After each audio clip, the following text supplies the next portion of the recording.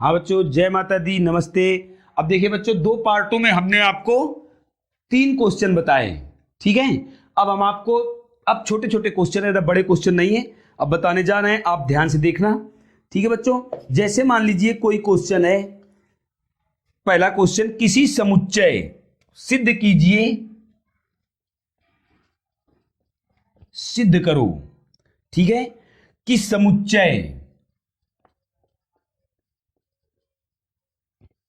समुच्चय ए बराबर, ठीक, x belongs to z such that 0 is less than equal x is less than equal 12, ठीक है। में दिए गए निम्नलिखित संबंधों में R में एक तुल्यता संबंध है। में दिए गए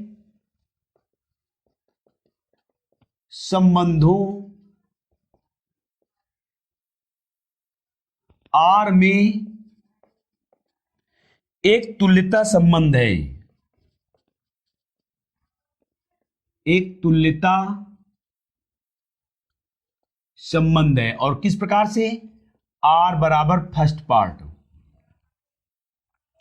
A comma B such that mod of A minus B 4 का गुणज है। सेकेंड है R बराबर A comma B such that A बराबर B,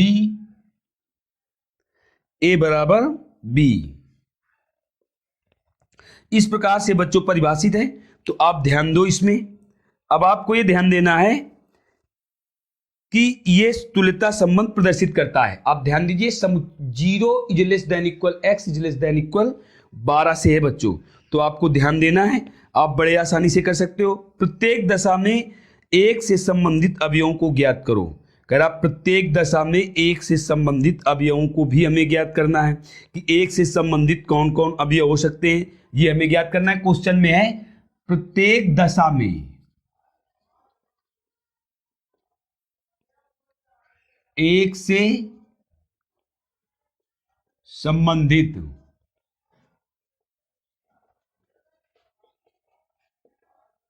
अवयव ज्ञात करो, ये क्वेश्चन है बच्चों, ठीक है। अब इसका आप आंसर देखिए, ये आप कर लोगे आसानी से। इसका देखिए फर्स्ट पार्ट के लिए बच्चों बता रहे हैं।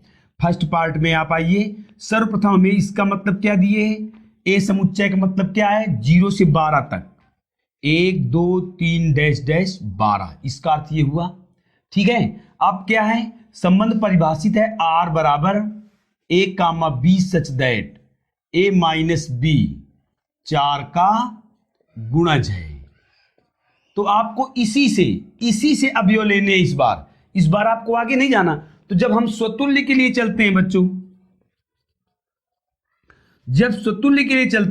तो आप कोई सा भी अवयव इसमें ले सकते हो, कोई, क्योंकि हम जानते हैं एक ही अवयव के लिए परिभाषित करना है हमें। तो आप चाहें जो अवयव ले लो, 0 से 12 तक कोई भी अवयव आप ले सकते हैं। मान लीजिए आपने 3 ले लिया, 3 बिलोंग किया।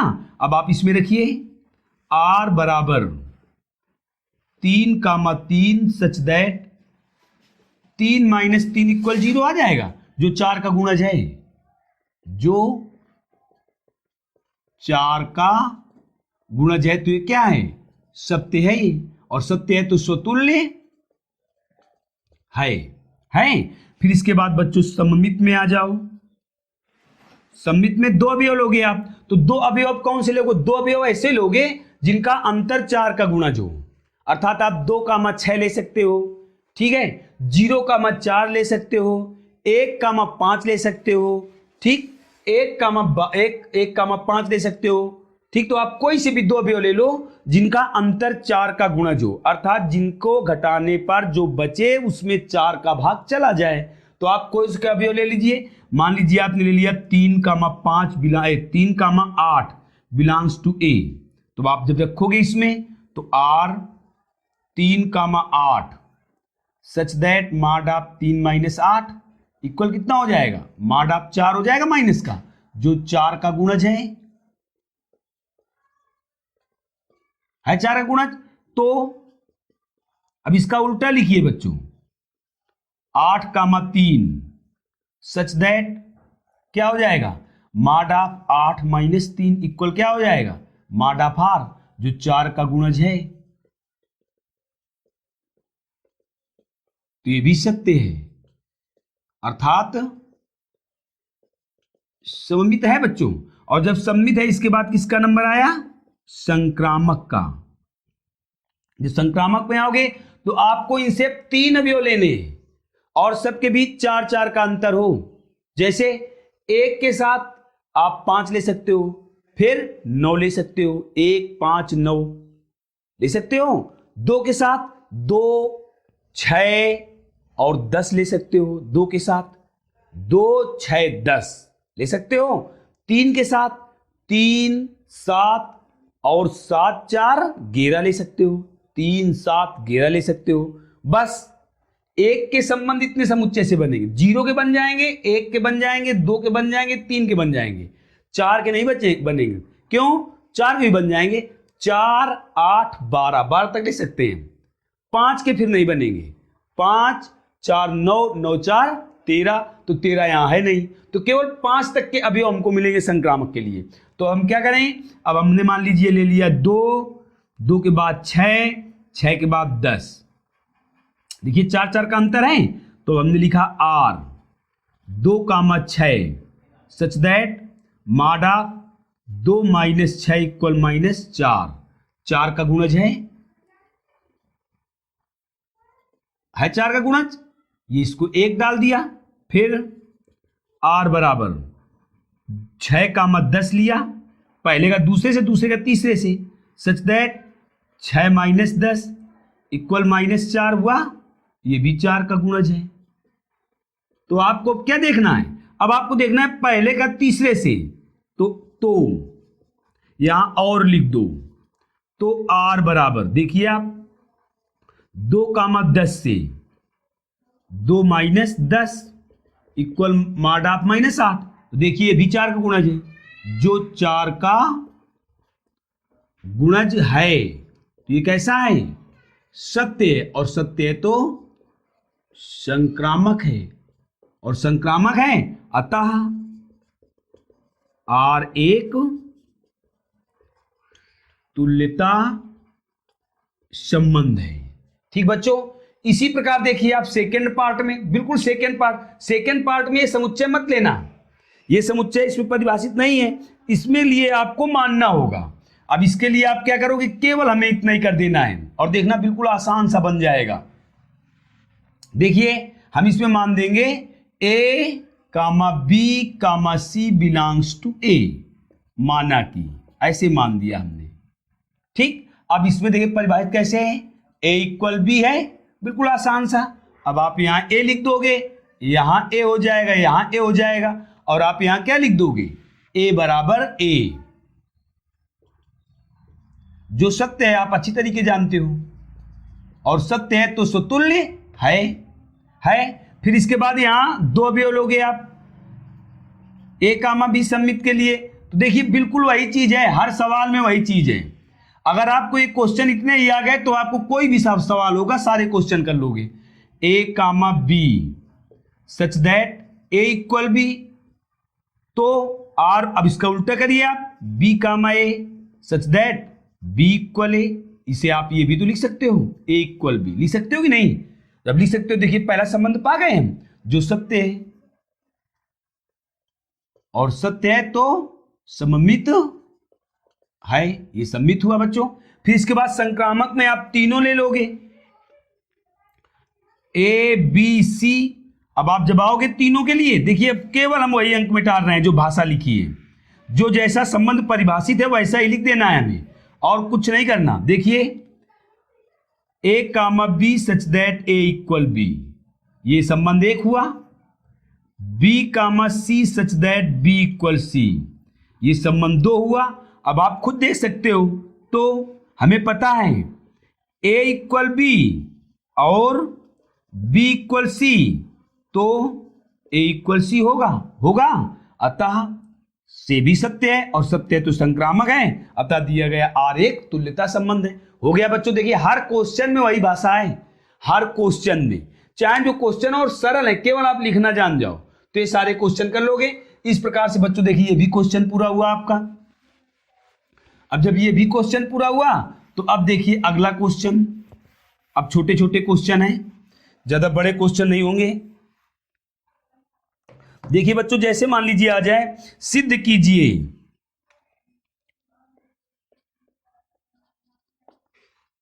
सिद्ध करो कि समुच्चय ए 1,2,3 में R 1,2 2,1 ठीक है, द्वारा प्रदत्त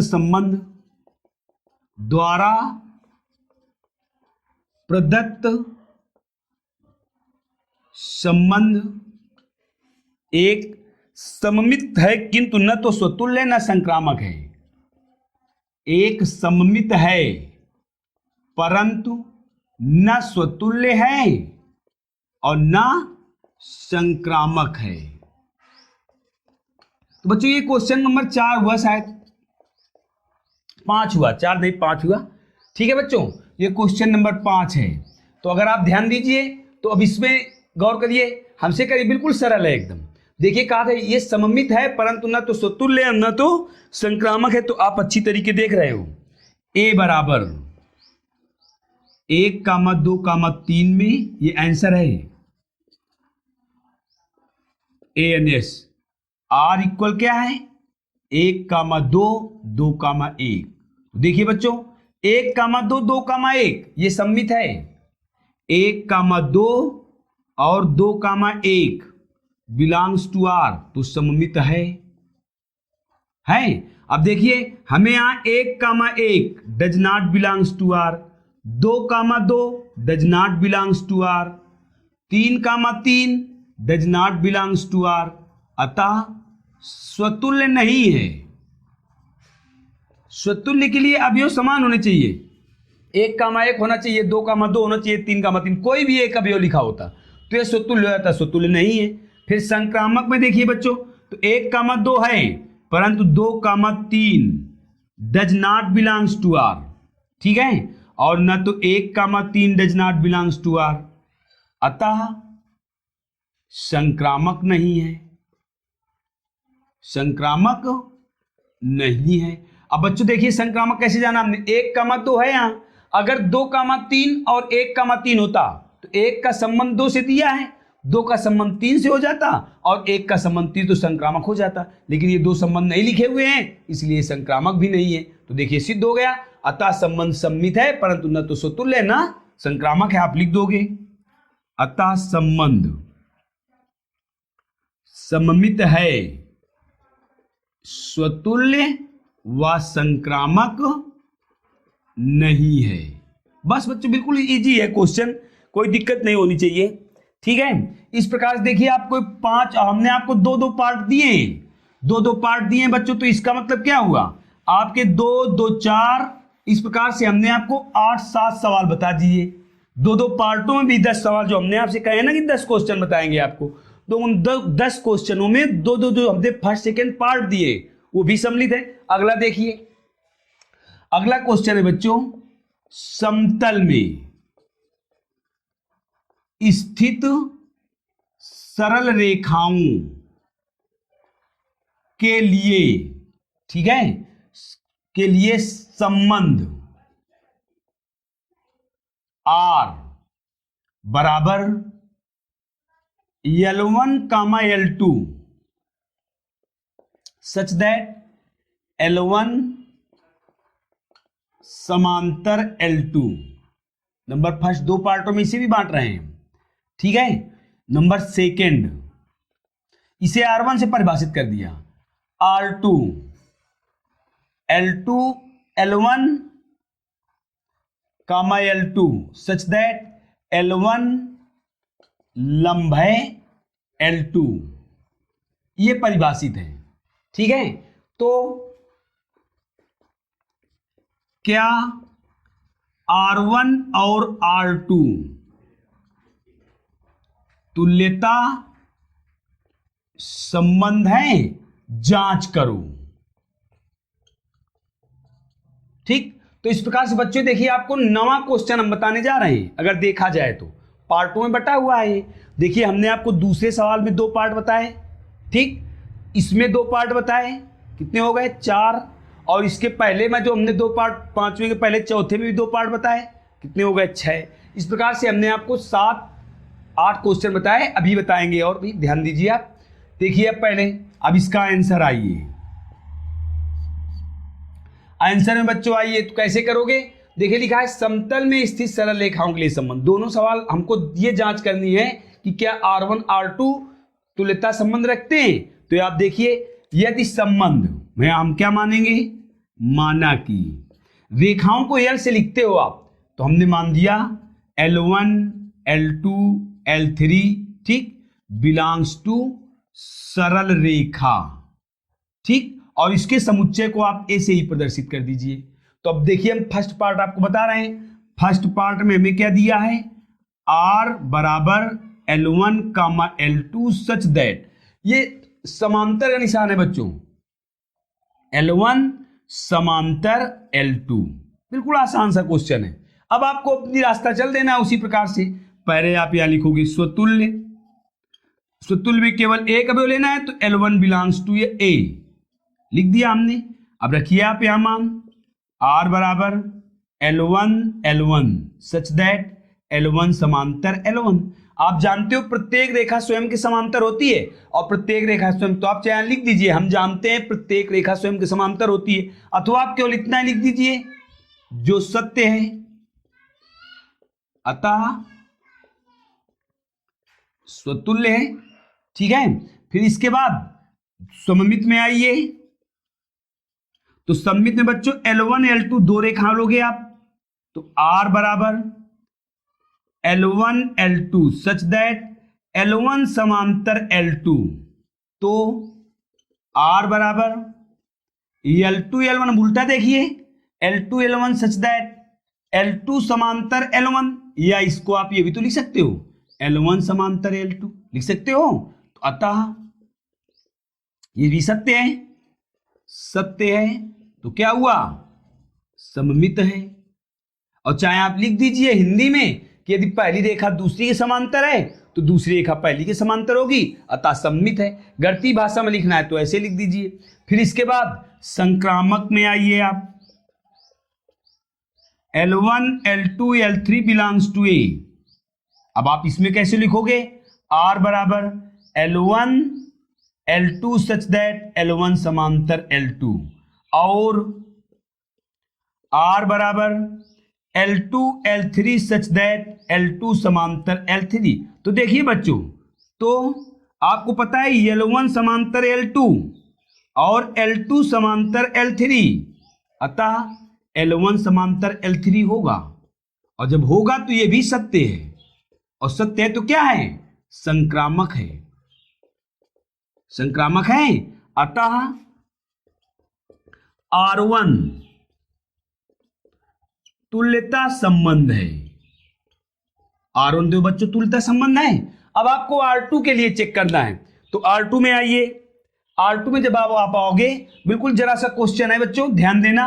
R2 में कह रहा लंब है, L1 L2 पर लंब है, तो यहां केवल निशान बदल जाएगा बच्चों, ये लंब का निशान होता है, आप जानते हो, ठीक है। अब जब आप L1 लेोगे तो L1 लंब L1, तो आप अच्छी तरीके जानते हो कि कोई भी रेखा स्वयं पर लंब नहीं होती, तो आपको यहां लिख देना है जो असत्य है, जो असत्य है, और असत्य है तो स्वतुल्य नहीं है, स्वतुल्य नहीं है, ठीक है। सममित में आइए बच्चों, तो यदि L1 लंब L2 तो L2 लंब L1, एक रेखा यदि दूसरी पर लंब है तो दूसरी रेखा पहली पर लंब है, इसका मतलब ये क्या है, ये सत्य है। इसको हम बच्चों ऐसे भी लिख सकते हैं, ये सत्य है, और सत्य है तो सममित है। फिर इसके बाद संक्रामक में आइए। संक्रामक में यदि L1 लंब है L2 पर और L2 लंब है L3 पर, तो बच्चों L1 लंब L2, L1 लंब L2 पर, L2 लंब L3 पर, तो L1 L3 पर लंब नहीं होगी, L1 L3 पर लंब नहीं होगी, नहीं होगी। अब जब नहीं होगी तो ये संक्रामक नहीं है, तो आप क्या लिख दोगे, R2 तुल्यता संबंध नहीं है, R2 तुल्यता संबंध नहीं है। R2 क्या है, R2 केवल सममित है, न स्वतुल्य है और न संक्रामक है।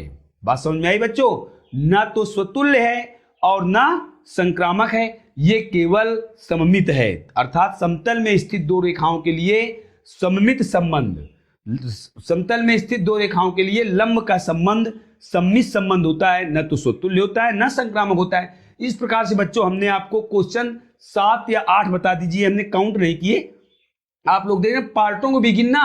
ये 2 क्वेश्चन है, इसमें हमने 3 क्वेश्चनों में आपको 2-2 पार्ट बताए हुए हैं, ठीक है। अब इसके बाद आगे बच्चों हम अधिकतम आपको 10 क्वेश्चन बताएंगे, अधिकतम 10 से कम भी हो सकते हैं लेकिन 10 से ज्यादा नहीं होंगे। और उनको यदि बच्चों आप तैयार कर लोगे तो बोर्ड पेपर में जो क्वेश्चन आएगा संबंध का, उसे आप निश्चित कर लोगे, ठीक है बच्चों। अब इसके बाद आप लोग अपने दोस्तों को जरूर बताना, हम बार बार आपसे कह रहे हैं, आपके दोस्तों के लिए भी शिक्षा कहते हैं जितना आप दोगे उतना ही बढ़ेगी। दूसरे के लिए भी सोचो कि वो अगर अच्छा पढ़ेंगे तो आपको भी उतना ही अच्छा आएगा, जितना दान करोगे बच्चों उतना ही शिक्षा में बढ़ता है, लोग कहते हैं ये बात, ठीक है बच्चों। तब तक के लिए धन्यवाद, जय हिंद, जय भारत।